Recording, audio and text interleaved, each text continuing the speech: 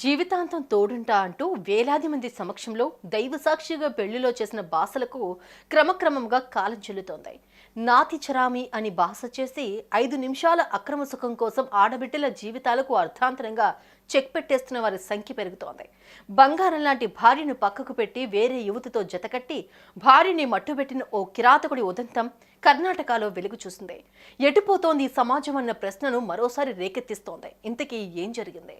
Top more US based e-learning platform. మీరు కూడా slot book చేసుకోవాలంటే ఈ నెంబర్కి కాల్ చేయండి. ఇదిగో ఇక్కడ మనం చూస్తున్న ఈ బంగారు తల్లి పేరు సురభి. వయసు 25 సంవత్సరాలు కూడా దాటలేదు.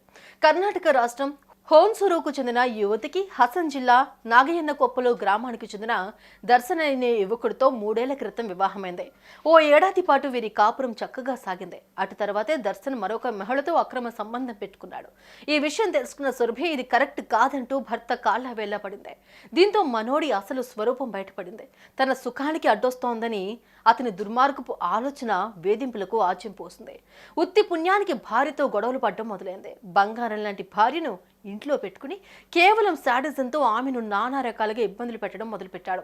తన వైవాహిక జీవితం మీద కొండంత ఆశలు పెట్టుకున్న తల్లిదండ్రులు మొగుడుతో తాను పడుతున్న నరకయాతన గురించి తెలిస్తే ఏమైపోతారు అన్న ఆలోచనతో ఆవేదనను గుండెల్లోనే దాచుకున్న సురభి తన భర్త అడ్డగోలు వ్యవహారాన్ని ఏమాత్రం వారికి తెలియకుండా ఓ ఏడాది పాటు నెట్టుకొచ్చింది. అయినా సరే ఆ దుర్మార్గుడి మనసు ఏమాత్రం కరగలేదు. ఎంత జరుగుతున్నా ఇది తప్పంటూ దర్శన్ తల్లిదండ్రులు కుమారుడికి చెప్పడం మానేసి తమకేం పట్టనట్టుగా ఉండిపోయారు. అలా కొన్ని నెలలు గడిచాయి.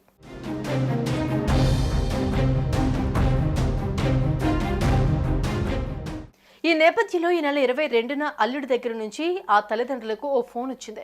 మీ కూతురికి ఉన్నట్టుండి బీపీ డౌన్ అయింది, ఆసుపత్రికి తీసుకెళ్లే లోపలే మీ కూతురు చనిపోయింది అన్నది ఆ ఫోన్ సారాంశం.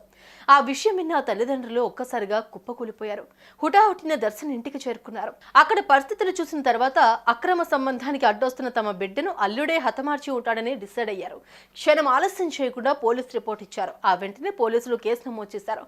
ఈ మరణం ఎందుకు సంభవించింది అన్న విషయం తెలుసుకునేందుకు సురభి మృతదేహాన్ని ఆ పల్లెకు సమీపంలో ఉన్న చెన్నరాయపట్నం ప్రభుత్వ ఆసుపత్రికి తరలించారు. పోస్ట్ మార్టంలో తేలే నిజాలను బట్టి సురభి నిజంగానే లోబీపీతో మరణించిందా, లేదంటే ఆమె అడ్డు తొలగించుకునేందుకు ఆమె భర్తే ఆమెను హతమార్చాడా అన్నది తేలిపోనుంది.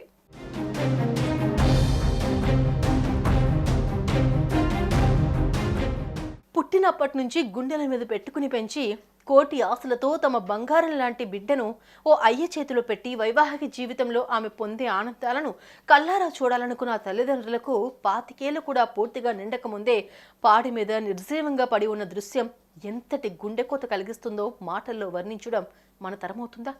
ఊరమ్మగన్న బిడ్డ ప్రాణాన్ని ఉత్తి పుణ్యానికి మట్టుబెట్టేస్తున్న ఇలాంటి భర్తల ఆగడాలకు కళ్ళెం వేయడం కుదురుతుందా?